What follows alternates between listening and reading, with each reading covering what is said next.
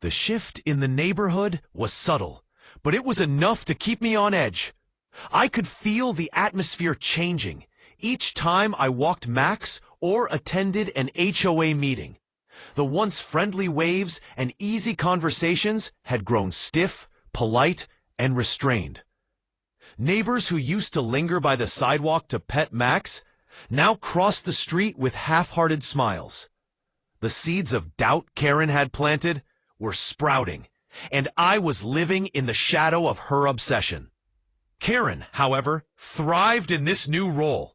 She became more brazen, no longer hiding behind anonymous notes or whispered complaints. Instead, she strutted around the neighborhood like a self-appointed enforcer, her voice carrying over fences and hedges. Every time she spotted Max, she'd make a show of sighing loudly or pulling out her phone to record evidence. Sometimes she even muttered exaggerated comments about safety, making sure passersby could hear her. The HOA board was quick to follow her lead. Within a month of the first notice, I received a second letter, this one more aggressive, stating that repeated noise violations could lead to escalating fines or even legal action. The absurdity of it made my blood boil. Max wasn't a problem, but Karen's voice of authority seemed to drown out reality. I doubled down on my documentation.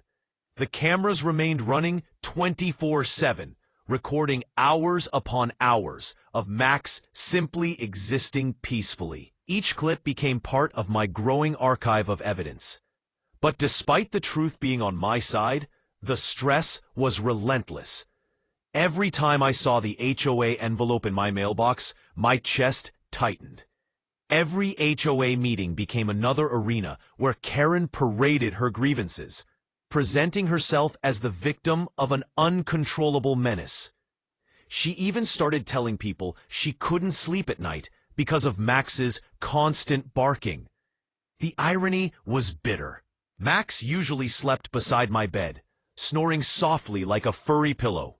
But Karen's storytelling was compelling, and a handful of neighbors began siding with her, nodding along as if they too had been disturbed. It wasn't just talk anymore. Karen wanted action. She began pushing the HOA to fine me heavily and demanded that Max be removed from the neighborhood if I couldn't control him. Those words, removed, hit me harder than any fine ever could. Max wasn't just a pet. He was family. The idea that someone could twist lies into justification for tearing him away from me ignited something deep inside. I started attending HOA meetings more frequently, not to speak, but to listen and observe.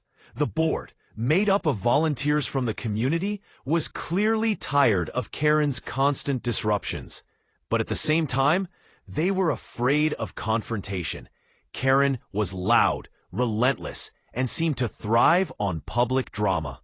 Each time she ranted about Max, they shifted uncomfortably in their seats, caught between appeasing her and keeping the peace.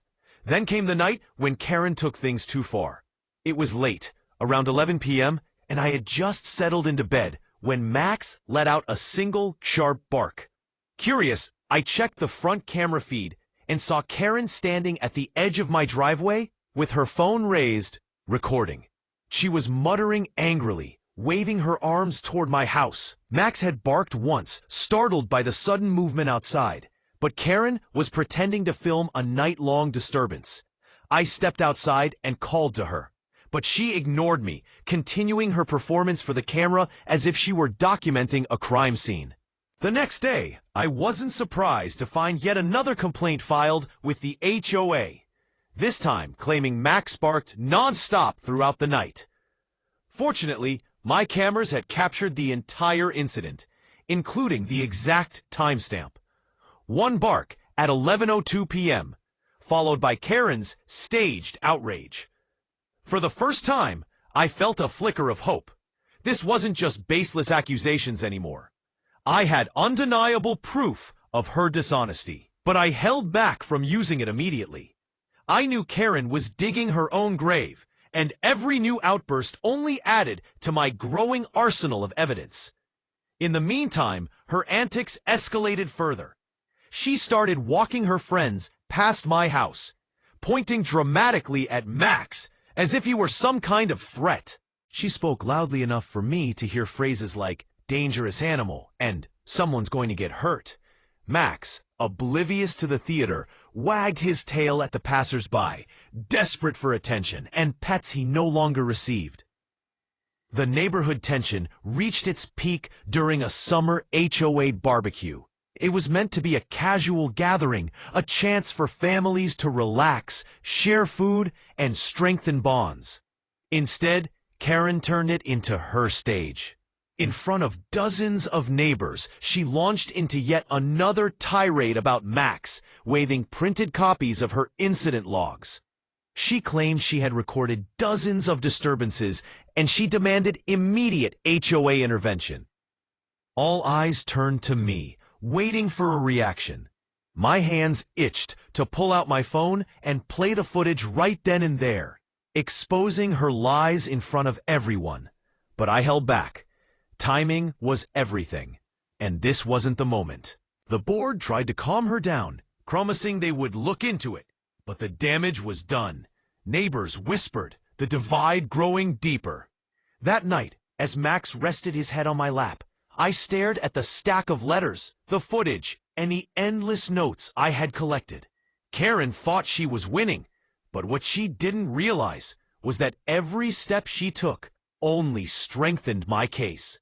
The truth had a way of surfacing, and sooner or later, her obsession would collapse under its own weight. For now, though, the battle raged on.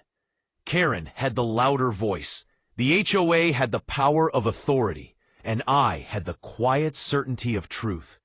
It was a standoff, each side waiting for the other to slip. And while Karen believed she was tightening the noose, she was actually pulling it around her own neck. The storm was still building, but I knew one thing with absolute certainty. When it finally broke, Max wouldn't just be vindicated, he would be celebrated.